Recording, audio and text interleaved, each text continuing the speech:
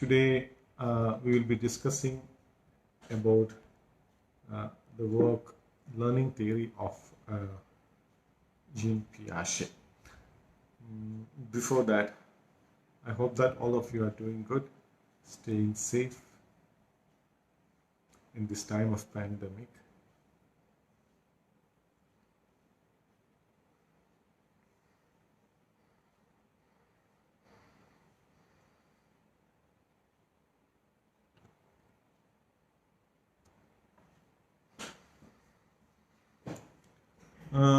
We will be starting just with, I hope others also will join because of time, maybe.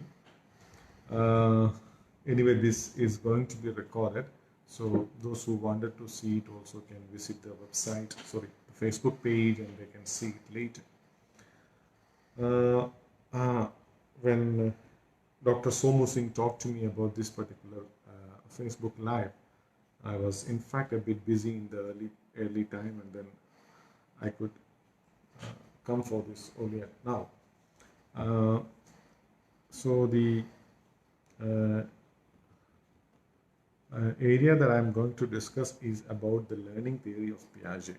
And this area I have suggested mainly because I understand that most of the participants and viewers of this particular program, of this Facebook Live, are postgraduate students, PhD students, and even some of you are novice teacher educators. So I thought I will discuss this particular topic. I'm sure that many of you might have come across the works of Piaget. Jean Piaget was a great psychologist who lived in Switzerland. He was born in Switzerland actually because his father was a Swiss citizen.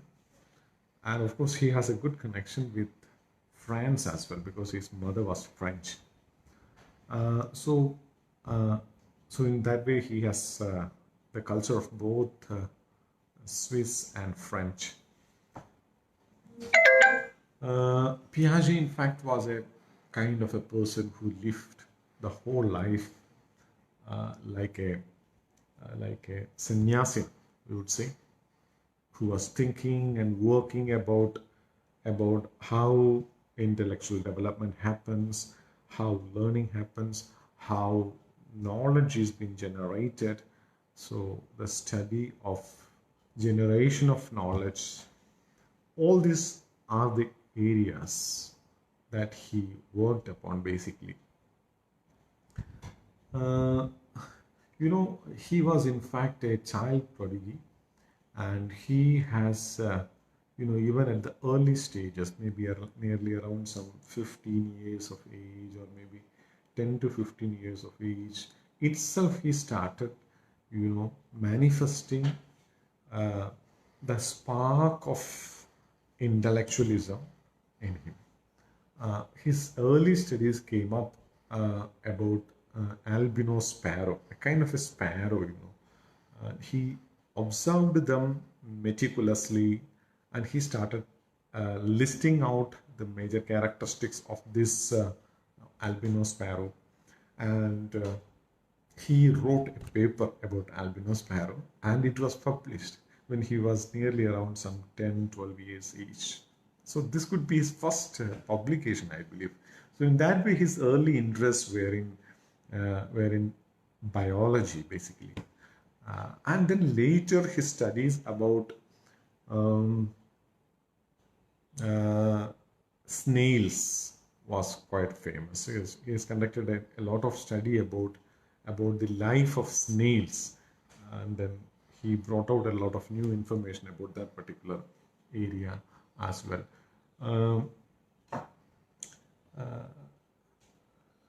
Basically, I would say that Piaget, we should thank Jerome S. Bruner for bringing in Piaget to the academic field, because Piaget was conducting a lot of studies about human intellectual development, and he worked a lot deep into the genetic epistemology. Genetic epistemology in the sense that he studies the epistemology of generating knowledge, genetic epistemology, the generation of knowledge, construction of knowledge. He worked deep into these particular areas, and he was very much immersed in these areas. But we should note that American academic system is one of the strongest system, not only now, even at that time, which could not accept the observations of Piaget at that point of time. And it is Jerome S. Bruner, who was a professor at Harvard University's Cognitive Study Center. It was, in fact, Jerome S. Bruner who uh, who developed a kind of an interest in Piaget's study. And it was Bruner who used Piaget's works in the academic circle of America, and thereby bringing in attention to the work of Piaget. So in that way, I would think that we must profusely thank to the Bruner for bringing in such a wonderful academic to the forefront. Even if that kind of a great support was not given to Piaget from this American background, the hegemony of academia which is going on, very prevalent even now, is very much hierarchical in its structure. So if you are not offering something in accordance with the academic culture which is prevailing in US or in the dominant countries, your academic contributions will not be accepted. So in that way, Piaget has got a good friend in Bruner, and then who has invited him to US, and then in Bruner used to remind about it in his biography. His first meeting with Piaget was at Boston, and then Piaget was there for a lecture, and then Bruner was invited for a dinner, and their first meeting was so beautiful. That's what he mentions in his biography. Bruner mentions in his biography. And I told you, Piaget has a culture, has a connection with the French culture as well. And this is quite interesting. Many of us would not have noticed this particular point in the life of Piaget. All of you might be sure about the person behind the first intelligence test. That means intelligence quotient. Intelligence quotient. So I hope you know who it is.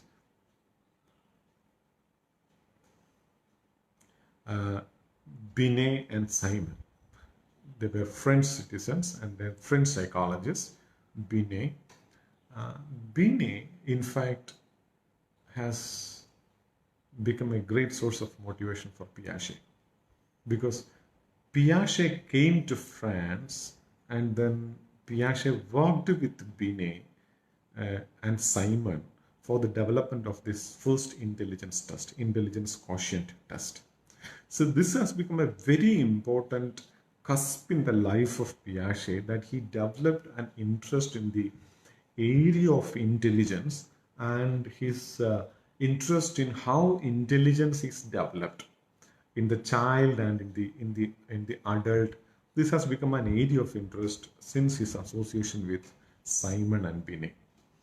So you should remember that the Simon Binet test has a very great support of Piaget as well, but we are not mentioning it, even though Piaget has a great role in designing the first test of intelligence that we have ever seen in our academic society. So Piaget's basic interest, I told you, when he was working with Binet and Simon, was that he noticed that when some kind of thing it can be a word or it can be an action.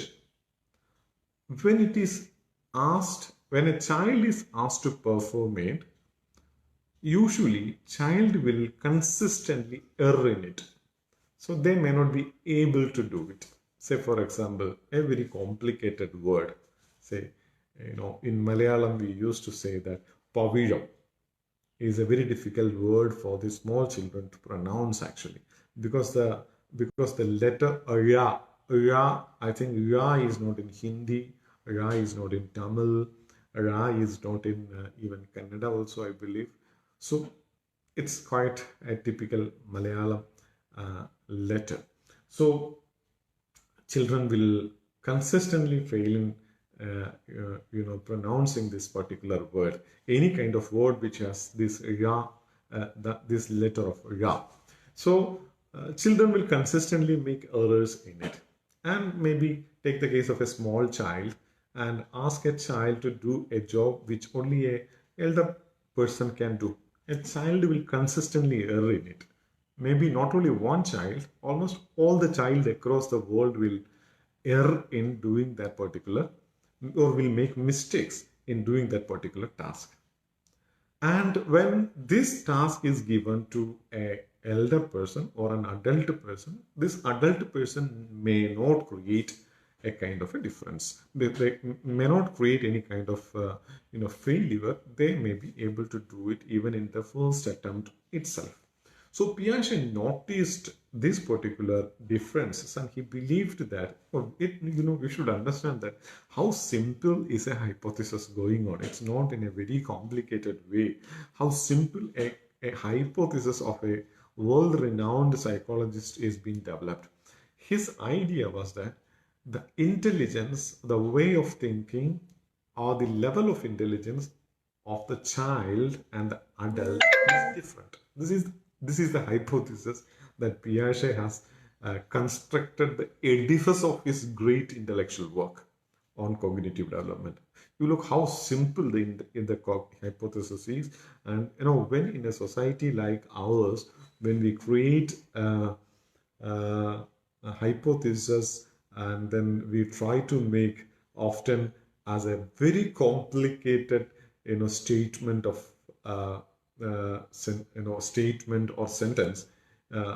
Look at a great world-renowned psychologist whose basic assumption when he started with his intellectual work was, there exists a difference between the level of intelligence of the way of thinking of children and the adult.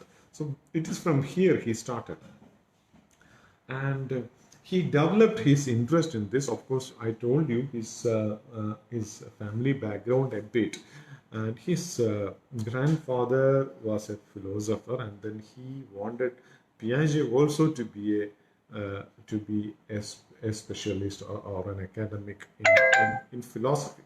So, because of this interest, Piaget had little extensive reading in philosophy. This has created a kind of an interest in him about epistemology. So when his connection with Simon and Binet and this family support and interest of working in philosophy was, was a kind of a melange in Piaget, and then we have seen that philosophy of epistemology or the science of knowledge or the theory of knowledge, when it is combined with intelligence, we were seeing the heralding of a new area which was called as genetic epistemology. So genetic epistemology is the area that Piaget has worked throughout his life. I told you, I could say that even like a sannyasin, he worked. He was a very, dedicated scientist in this particular area. And very interestingly, Piaget's idea of knowledge, how this knowledge is being evolved, he believed that our present knowledge has evolved over time actually. So whatever we have in our knowledge bank is not a knowledge which is developed in our contemporary society or in our contemporary life. Instead, it is evolved over a period of time. And we cannot invent all the knowledge that we use today because it has been evolved over a long period of time. When you look at from the period of the origin of the single cell to the even the very latest modern society, we can say that we have accumulated large amount of knowledge, and all this knowledge is like addition to the older knowledge. So we are adding up, adding up, adding up, and adding up. You just imagine the development of a zygote. Actually, a zygote is being developed from a single cell at the time of conception, and this single cell, what happens, will split into the neck. This first cell will split into, and the second cell will be formed, and this first cell and second cell will again split in, again next cells are formed. From all these cells are split into, a zygote is formed, and all these cells are again been splitted, and then a human being is being taken. And you know what happened when human being are born? Automatically some old cells will get destroyed, so some knowledge will be, so every frequent interval some cells will be added, some cells will be destroyed. This is a continuous process. This is quite similar to the way we have developed knowledge over a period of time. Knowledge from a single cell to multiple, and over a period of time, many quantum of knowledge that we have accumulated over a period of time must have lost also, and we should accept it. That's what we used to say, that the quantum of knowledge that the traditional Indian society had is not at all there now. You can imagine a period of time where knowledge was developed and there was no facility for preserving the knowledge, and there is no book, there is no pen, there is no material to write. We have crossed all those time. How much of knowledge we might have lost and how much of knowledge we have added. All these are quite interesting to think about.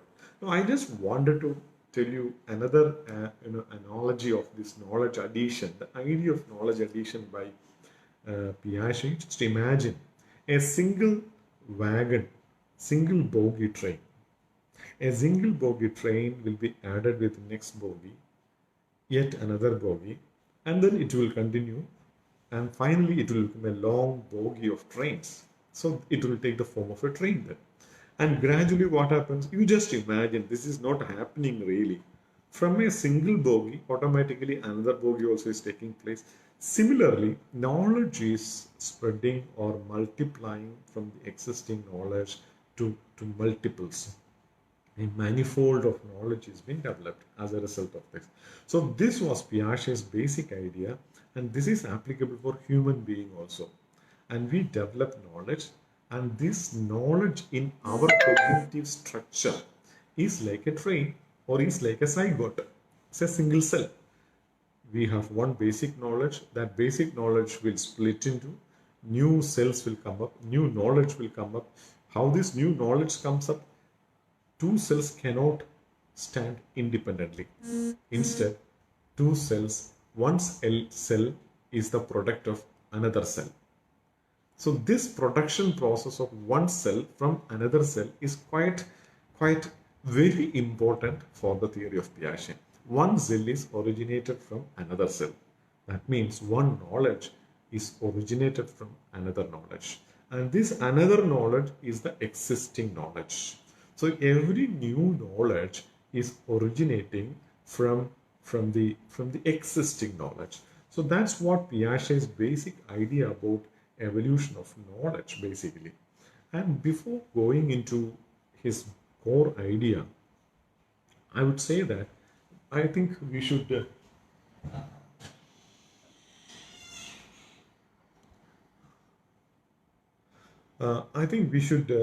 we should look at the basic major concepts of Piaget. I would like to bring into your attention about mainly four basic concepts of Piaget before discussing his idea of learning. The first basic concept is cognitive structure. Second one is schema. Third one is assimilation. And then fourth one is accommodation. And then there are some other more concepts like organization, adaptation, equilibration, and disequilibration. This we will discuss in course of time, but basically I just wanted to confine it with major four ideas, major four concepts. They are cognitive structure, schema, assimilation, and accommodation. Now, cognitive structures are the basic mental process people use to make sense of information. So it's a very basic mental process people use to make sense of information. That means that if there is no cognitive structure, you will not derive a meaning out of an information. So then what is an information? So anything that we come across is the source of an information. Is source of an information. Say, for example, a piece of stone. A piece of stone. A piece of stone is a piece of stone, but it is not only a stone. That stone is a store of information as well. It consists of enormous amount of information that geologists has shown us. So every piece of stone is a ocean of knowledge as well. So this information, say for example, if this stone wanted to make sense to an individual, this individual needs a cognitive structure. That's what the basic idea is. So without this basic structure of cognitive structure, this basic component of cognitive structure, we may not be able to develop sense of information, sense of meaning of the different experiences, commodities, objects, things of that sort which encounter us. And I would like to suggest a cognitive structure with a kind of an analogy. I just wanted to share with you an analogy of a cognitive structure. Everyone will have this cognitive structure. That's what an important condition of this cognitive structure. This cognitive structure is with everyone, with every human being. I do not know whether I would say that every animal as well, but let us limit our discussion with human, because when we talk about animal, we are sometimes maybe confusing or maybe complicating the issue. So I just wanted to confine it with human being. So every human being has a cognitive structure, whether it is for Einstein and it is for me, it's for you, or even for a person whom we used to say that he is not mentally performing well. He is not performing good in a normal society. Means a person of low measured intelligence. So he also will have a person got 0 or maybe lowest mark in a intelligence scale. They also will have a cognitive structure. So point is, like you have a heart, like you have an Atma that we believe in Indian mythology, you have a cognitive structure. Everyone has a cognitive structure. And this cognitive structure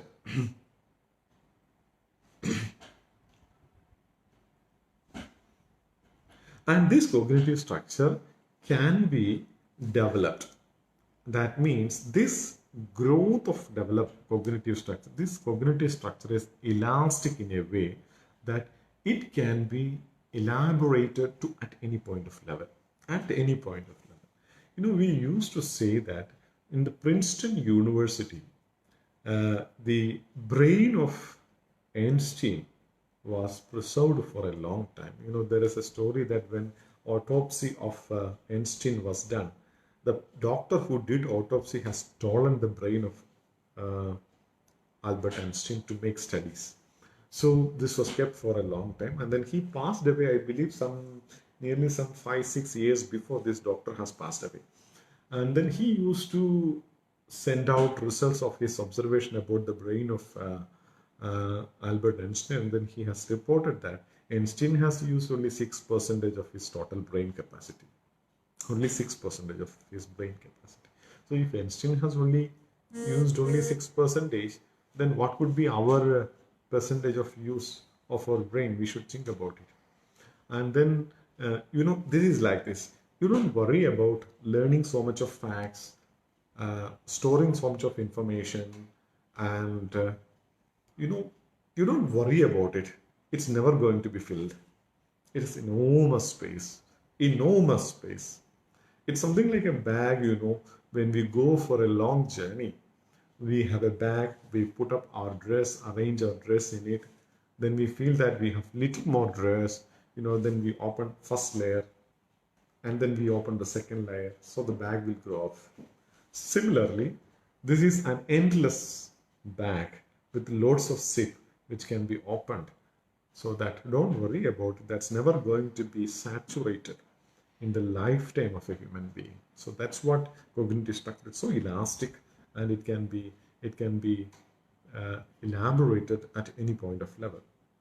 It can contain so much of information. And um, I just wanted to connect, or maybe to give an analogy of a cognitive structure, which is with everyone.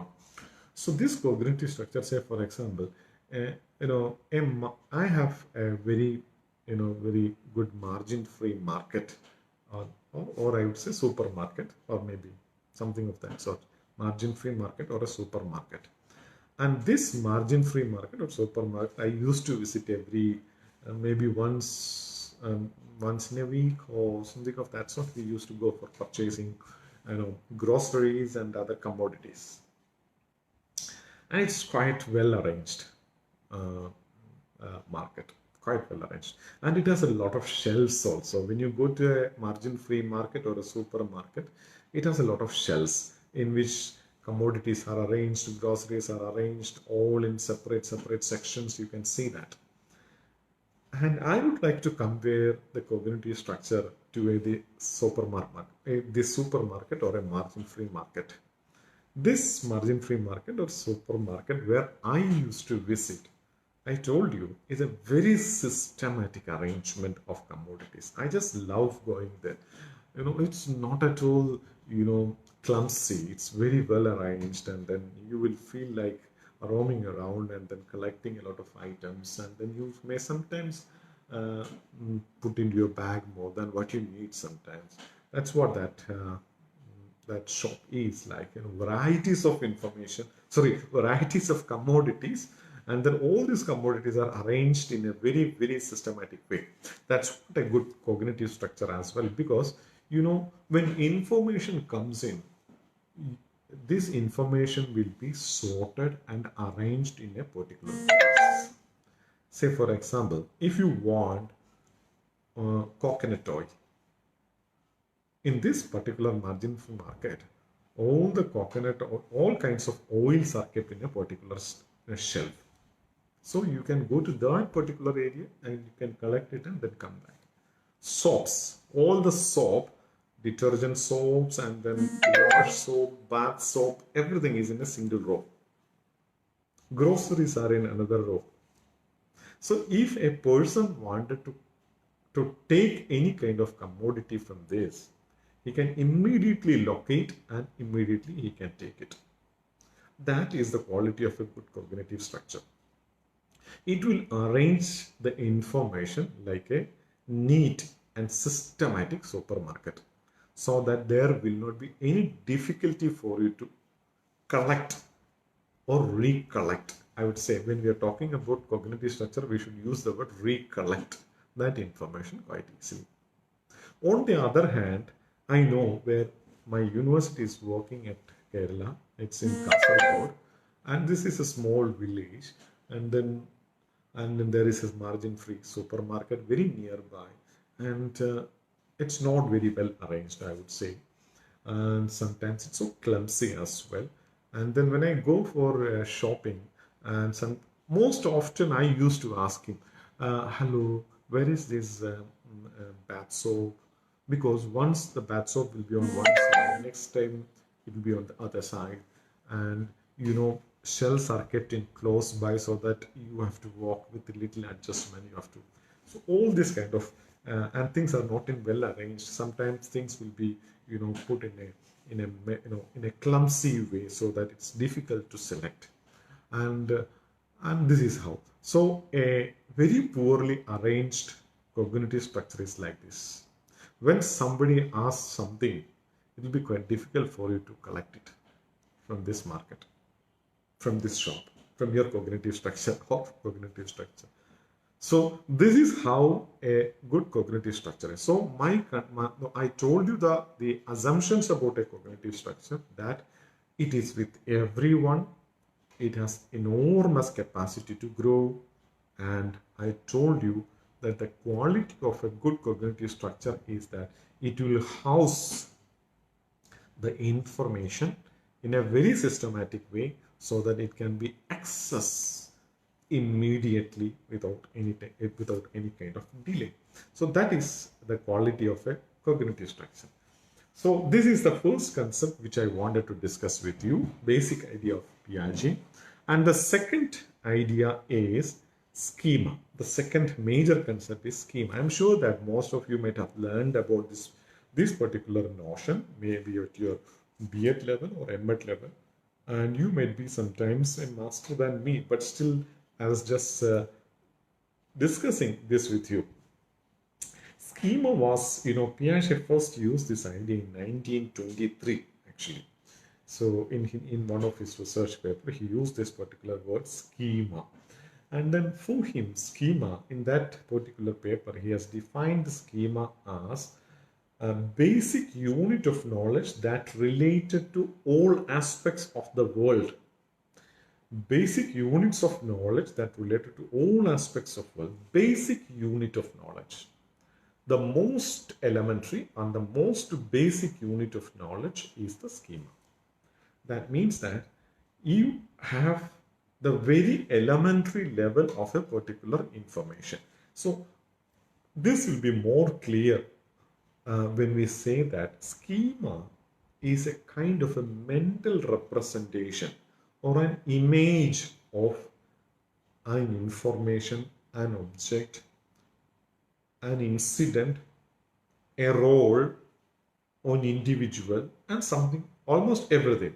So very simplistically, when we say, moving away from the formal definition of Piaget, we would say that schema is nothing but a mental representation or a mental image of the knowledge. Knowledge can be from anything. I told you, anything is subject of knowledge.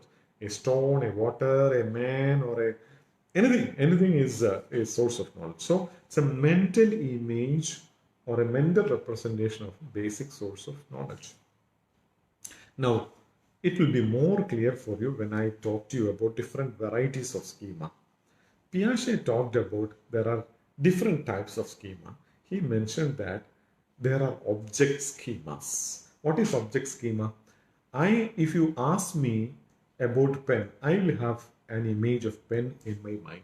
So that is an object schema. Pen is an object. So that object is there within my schema. So that object is there in me. Now, if you ask me about book, I have schema in my mind. So it's a mental image of a book in my cognitive structure. It is there in my cognitive structure. I do not know whether cognitive structure is here. Don't misunderstand me. I was just unknowingly pointing my finger to there. Maybe cognitive structure, where is it locating, that we have to ponder over, I believe. Okay, anyway, cognitive structure itself is a very abstract idea. We do not know where it is located. And object schemas are various. Almost all the objects in this world we will store in our cognitive structure in the form of a schema. Now, if I ask you, do you know that you have a different kind of a schema? Do you know mm, iceberg? Have you seen iceberg? Iceberg also is a schema for those people who has seen it, or for us, we have seen it in TV or something of that sort. So almost everything is a schema. Almost every object is a mental representation that we had about it in our cognitive structure. So object schemas are there, person schemas are there. Now I believe that I am a schema for all of you. Or maybe you all will have a schema of your teacher, schema of your father, schema of your mother, and different schemas are there. We all have schemas about our own relatives or about our own friends and then various people. So people are represented as a schema in our cognitive structure. Then social schemas are there, how we should behave in particular places, and event schemas are there. Say for example, Facebook Live is an event schema for you, or Google Meet is an event schema for you, or the inauguration of a seminar or the seminar itself is an event schema for you. So you will have an idea how a seminar will be. You will have an idea how a Google Meet will be. So there are event schemas, self schemas, role schemas, different types of schemas are there. Almost everything that you see is a schema in your mind, in your cognitive structure. So this cognitive structure is filled with the schema. Now I am going to compare this schema with groceries and different kinds of commodities which are available in a cognitive, in a supermarket. So if supermarket has different kinds of commodities and articles in it, our cognitive structure has different schemas in its in the cognitive structure. So that is what is called, that's what basically the idea of cognitive structure and schema. So if schema is being equated with commodities in a supermarket, and cognitive structure is being equated with or paralleled with supermarket. So that's what I wanted to tell you about it. Now here is the point. How do we learn new things? That's what Piaget asked, basically. One of the very important questions that Piaget asked. How do we learn new things? Which I have give a very, very distant hint about it, but we are coming deep into that. Piaget here introduced a particular kind of a structural sequencing. He believed that, this is very interesting, he believed that we all would like to be in a state of equilibrium. In a state of equilibrium. What is that equilibrium? There is no pressure, there is no tension. The SAR has not asked you to submit the project. Your college principal has not asked you to submit the report. No pressure at all. We wanted to be in an equilibrium. All the 3 times we have enough food, and your father is not asking you to go to the shop and get something, and your mother is not asking you to go to the kitchen and do this job, that job. Nothing. No botheration for me. No botheration. I'm absolutely in a state of equilibrium. No fear for me. Absolutely secure. I'm in a state of equilibrium. But the question is, would you like to be in that state for a long time? I don't. Because being in a same kind of a very static position, even if it is secured and equilibrated, we all like to have changes, isn't it? We all like to have changes. Human being likes to have changes. That's how when Asian paints came up with in a kind of a paint which you need not remove it. That will be there for 100 years or maybe more than that. People rejected it because we want to see different colors in our house, paint our house. So we like change. So even if we are given with all facilities and we are in an absolute state of equilibrium, we will break that equilibrium and we will get into disequilibrium. That's human nature, basically. We all like to have changes. So when there is an absolute equilibrium, you know what we will do? We will break that equilibrium and then we get ourselves, push ourselves into disequilibration. That is what, when we are in a state of equilibrium, how this happens, this disequilibrium. When a new thing happens, when new object come forward to us, or when a new person come forward to us, or when a new incident come forward we encounter with, all this will break our attention or equilibration. Say for example, new things comes up, we are absolutely disturbed. What is this? How shall I do this? Say for example, when your mobile phone is changed. Say, just imagine that your mobile phone is changed. A absolutely new mobile phone has come, where its configuration is different. You have to study a lot, something of that sort. And your old photos are not there. Old phone numbers are there. Disturbs you sometimes. It gives a kind of a disequilibration for you. So anything which is new will bring in disequilibration. So this new has to be accommodated so that our cognitive structure will come to a state of equilibration. So I wanted to tell you this precisely. Learning is a process whereby an individual moves from disequilibrium to equilibrium. That's what Piaget defines learning. So for learning to happen, there must be a disequilibrium according to Piaget. So we all in this particular ICT oriented era do believe that learning is fun, learning is entertainment, and then even we have coined a word, an edutainment, means education plus entertainment, and then funderstanding, F-U-N, funderstanding, fun plus understanding. These all are the terminologies that we have brought into our academic discussions. But there is a psychologist who stand out and says that no, learning is no more fun. Learning is disturbance. Disturbance. Learning is absolutely disturbance, nothing more than that. And maybe at the end, when you equilibrate yourself, you will have a little pleasure, but the whole process of learning is not possible if you are disturbed. Because if you are not disturbed, you stop there. So you wanted to see how you can make your own self equilibrated. That's how we learn. So Piaget believed that disequilibration to equilibration is the process of learning. And in between this disequilibration to equilibration, there are two steps more. That's what Piaget says. The first one is assimilation and the second one is accommodation. I'll tell you about it, assimilation and accommodation. Assimilation is the process of applying the schemas we already possess to understand something new.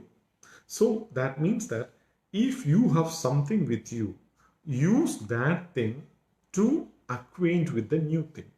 So if you use your existing schemas to acquaint with new schemas, that process is called as assimilation. Use your existing one to acquaint with the new one. That's what is assimilation basically is. So if our cognitive structure, I told you there are numerous schemas already available with you, and when there is a new schema comes up, use your existing schema to the new schema. Say for example, when a small boy who knows about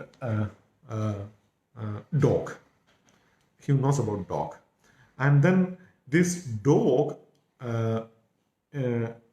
it may be his domestic one, and then when he go to a zoo or a museum, he happened to see a tiger, say for example tiger, or maybe a lion. He has never seen, nor even through picture or video, he has never, just imagine that's the case. So then what he will think, he knows dog. So if somebody asks him, or he may himself believe that this is some sort of a dog, and then his parents or maybe his mother or maybe father will tell him that this is lion, or maybe this is tiger. Then this dog in the mind of the child will gradually split in from this dog to a new kind of an information, like a cell is being split from the existing cell. So in that way, this idea of a new animal needs a substantiation or a base of an existing animal in the mind of a child. And this simple process is essential throughout the process of learning. That's what Piaget says. And this process of connecting the existing animal with the new animal is called as assimilation. And second idea is accommodation. Accommodation means the process of changing an existing schema or creating a new one because new information doesn't fit the schemas one already has. So the new schema or the new information which is confronting you is not at all with you. So you have to accommodate, bring in that new schema into your existing cognitive structure. So this process of developing the new idea into your mind is called as accommodation, according to Bruner. In this process of assimilation and accommodation, you know what Piaget says. In the process of assimilation, there will be a shuttling of schemas, which is happening between the cognitive structure and the new schema that is confronted by the individual. You know, when you come across a new information, that's what I told you about the case of a small boy who knows about a dog but who doesn't know about a tiger. He knows dog but he doesn't know tiger. What happens? He will shuttle his existing schema of dog to this new schema of course, this new schema is not within his cognitive structure.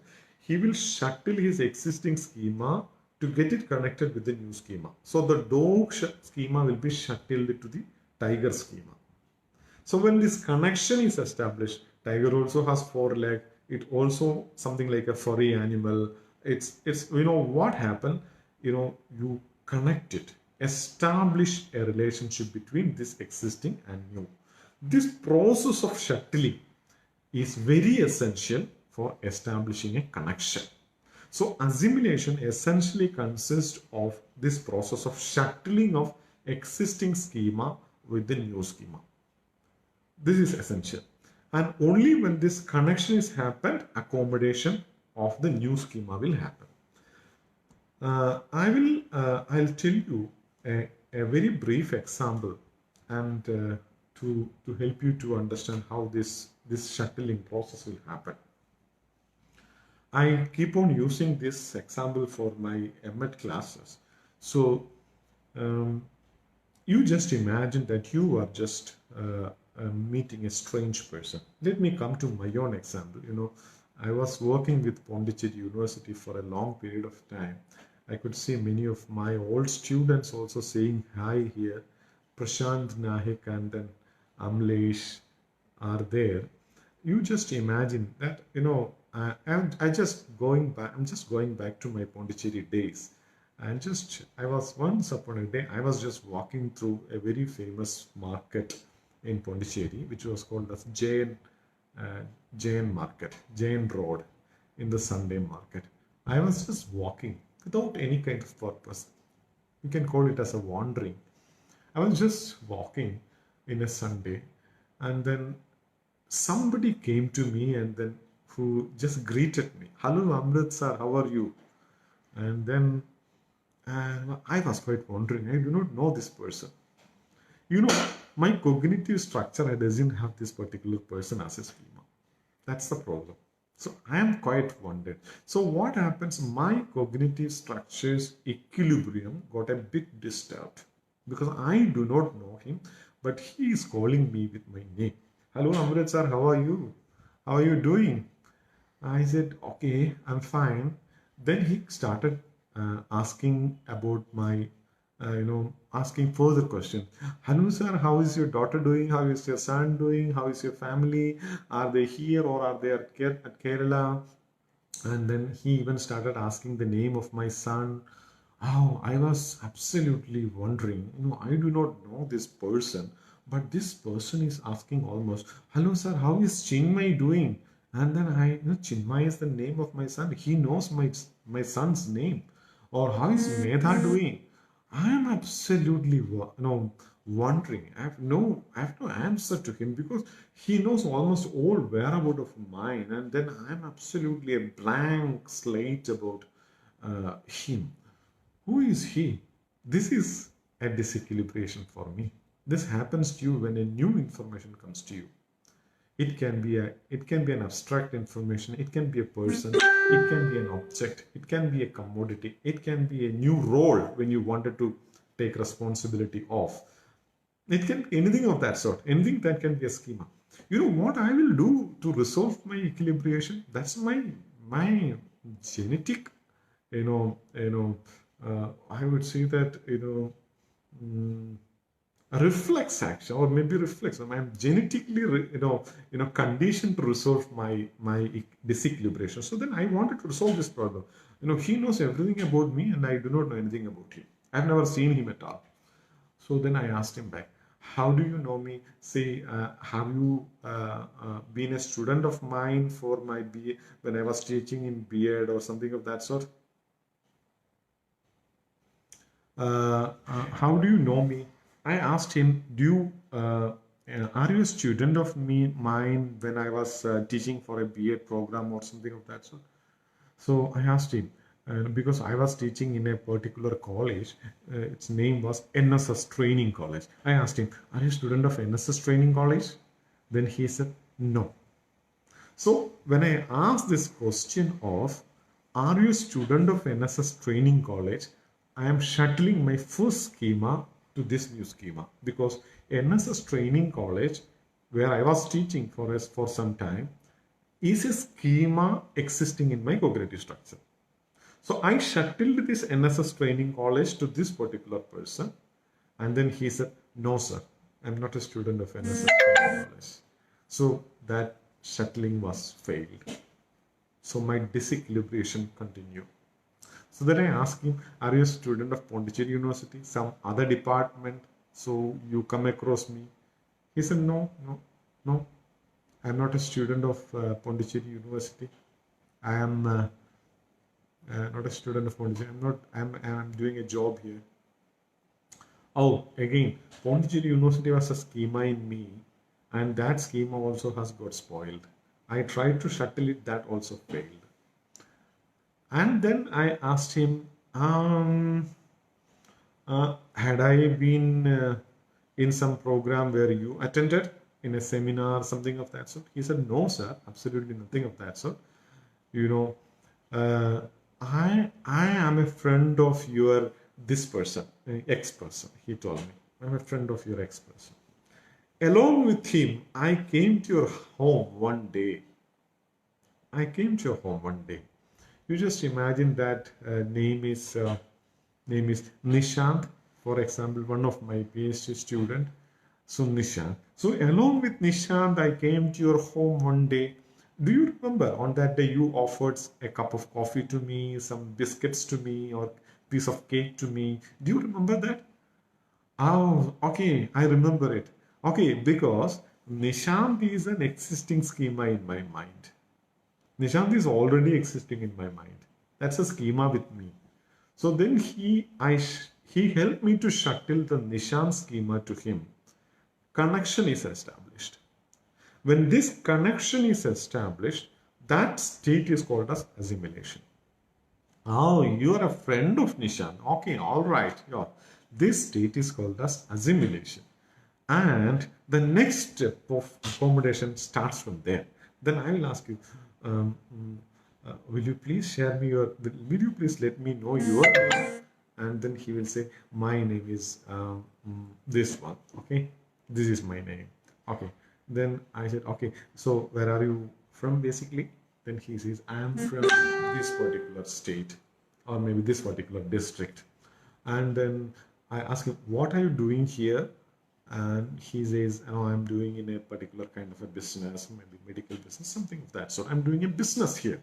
Anyway, okay, fine, that's good.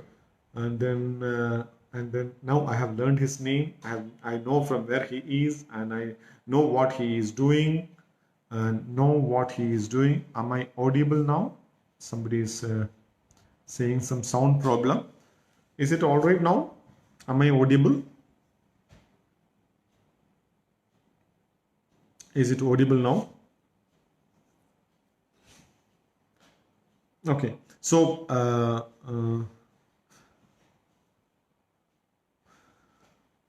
so I know almost now everything about him. You know what I will do? Now I will take this new person as a schema, and I will keep this new schema close to this schema which is existing in my cognitive structure. So I will place it there. And this placement of the new schema to the existing schema is called as accommodation. So when I do this process of accommodation, my learning happens, because this particular new schema itself will, in gradual course of time, will be capable of attaching new schema to it.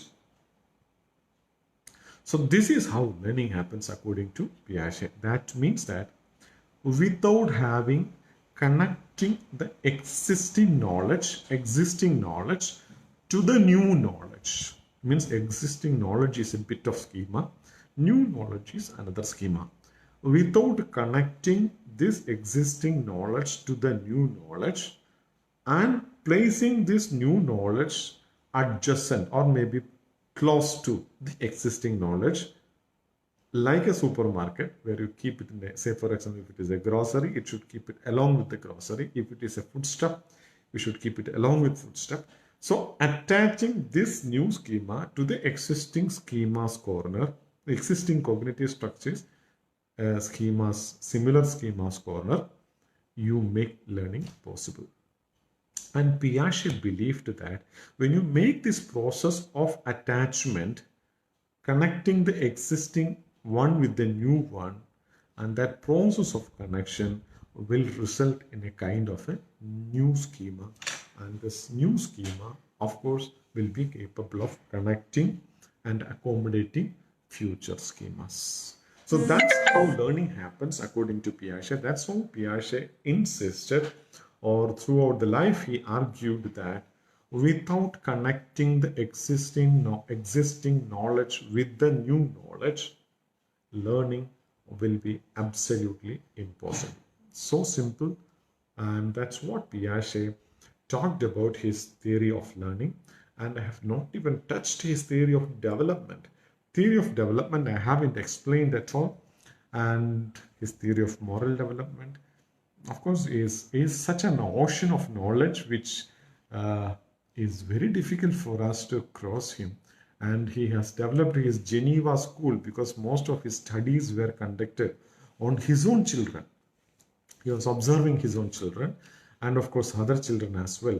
And then he started his Geneva school, and then the Center for Genetic Epistemology in Geneva. All these are landmark contributions of Piaget. And of course, when you start reading Piaget, I would say that Piaget is not so friendly for reading.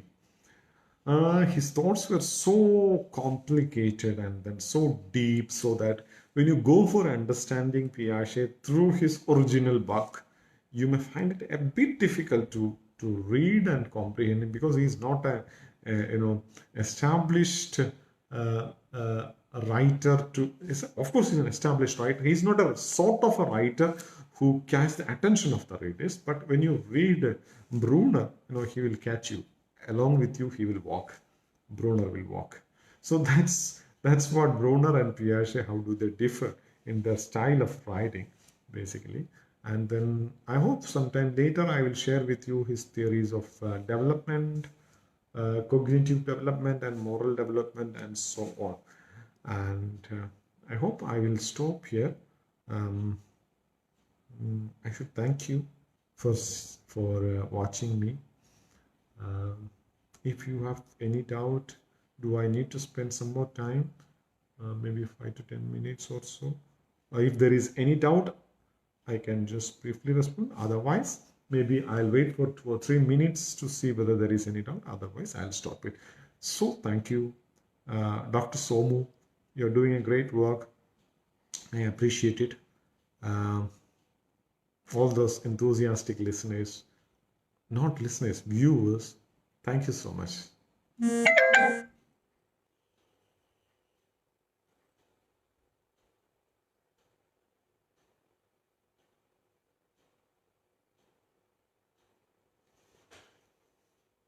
Okay, I think there is no questions coming up. I think I'll stop here. You can drop, uh, even if you wanted to have some questions, you can talk to me even through Facebook or maybe some other medium. Thank you so much. Have a nice day. Wonderful evening. Thank you.